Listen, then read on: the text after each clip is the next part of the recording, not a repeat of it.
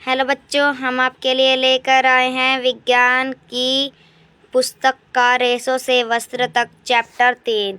हम इसके अभ्यास के प्रश्न के उत्तरों का हल निकालेंगे। प्रश्न नंबर 1। संभवतः आपने नर्सरी कक्षा में निम्नलिखित पंक्तियाँ पढ़ी होंगी। क बा black sheep have you any wool. इसका उत्तर है भेड़ के पेट और पीठ पर ऊन होती है।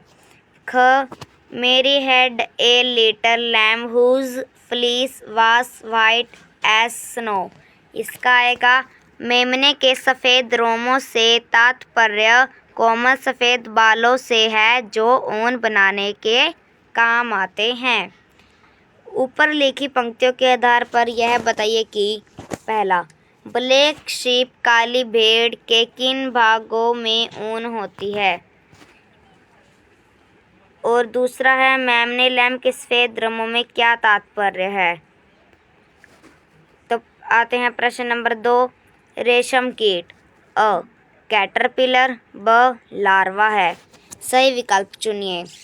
इसका केवल अ या केवल ब या केवल और अ और ब या फिर ना ही ओ और ना ही ब। इसका आएगा अ और ब। प्रश्न नंबर 3। निम्नलिखित में से किस से ऊन प्राप्त नहीं होती। याक, ऊंट, बकरी, घने बालों वाला कुत्ते से वस्त्र तक। इसका आएगा घने बालों वाला कुत्तों से वस्त्र तक। प्रश्न नंबर 4। निम्नलिखित शब्दों का क्या अर्थ है। पहला, पालन, दूसरा ऊन कटाई, तीसरा रेशम कीट पालन।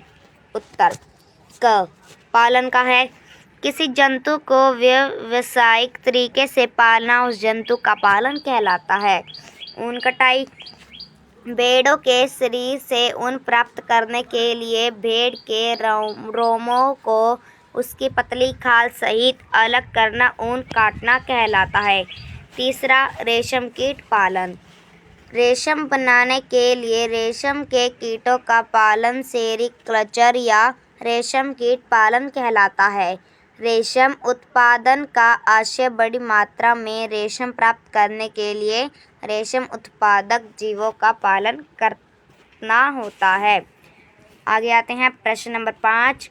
ऊन के संसाधन के विभिन्न चरणों के क्रम में कुछ चरण नीचे दिए गए हैं। शेष चरणों को ऊन सही क्रम में लिखिए। ऊन कटाई खाली स्थान, छटाई खाली स्थान और खाली स्थान। इसका आएगा ऊन कटाई अभिमार्जन, छटाई का रीलिंग और रंगाई। प्रश्न नंबर 6। रेशम कीट के जीवन चक्र की उन दो अवस्थाओं के चित्र बनाइए जो प्रत्यक्ष रूप से रेशम के उत्पादन से संबंधित है। कोकून और रेशम कीट। देखिए यहाँ पे बना है कोकून और रेशम कीट का चित्र। ये है कोकून और ये है रेशम कीट। आगे आते हैं प्रश्न नंबर 7।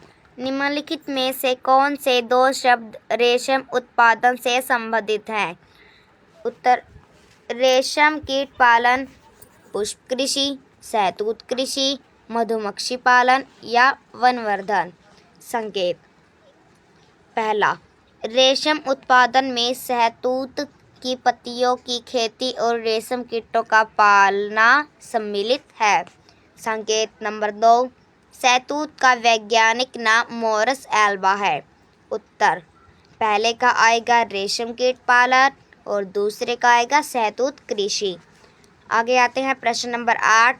कॉलम ए में दिए गए शब्दों का कॉलम बी में दिए गए वाक्यों से मिलाइए। यहाँ पे कॉलम ए और कॉलम बी। यहाँ पे आएगा देखो यहाँ पे अभिमार्जन, इसका आएगा काटी गई ऊन की सफाई। दूसरा है शहतूत की पत्तियाँ, इसका आएगा रेशम कीट का भोजन। तीसरा है याक, याक का आएगा ऊन देने वाले जंतु। कोकून, कोकून का आएगा रेलिंग, कोकून का रेलिंग आ सकता है। रेलिंग को कहते हैं रेशम फाइबर उत्पन्न करता है। आगे आते हैं प्रश्न नंबर 9। इस पाठ पर आधारित एक वर्ग पहेली दी गई है। रिक्त स्थानों को उन अक्षरों से भरने के लिए संकेतों का उपयोग करिए जो अक्षर को पूरा करते हैं। सीधे। कार्तिक उनको अच्छी तरह से धोने का प्रक्रम। तीसरा, एक प्रकार का जांतव रेशा। छठा, लंबी धागे जैसी संरचना जिससे भूनकर वस्त्र बनाते हैं। इसका आएगा ऊपर से नीचे। इससे बुने वस्त्र शरीर को गर्म रखते थे। इसकी पत्तियों को रेशम कीट खाते हैं। पांचवा है, रेशम कीट के अंडे से निकालते हैं। ये देखो, इसका उत्तर है पहले का ऊन, दूसरे का अभिमार्जन, तीसरे का रेशम, चौथे का शहतूत, पांचवे का केटर, छठे का फाइबर और सातवें का पीलर। तो हमने आपको बताया है कि चैप्टर 3 रेशों से वस्त्र तक की अभ्यास का हल। अगर हमारी आपको ऐसी और वीडियो चाहिए तो सब्सक्राइब ज़रूर करें। धन्यवाद।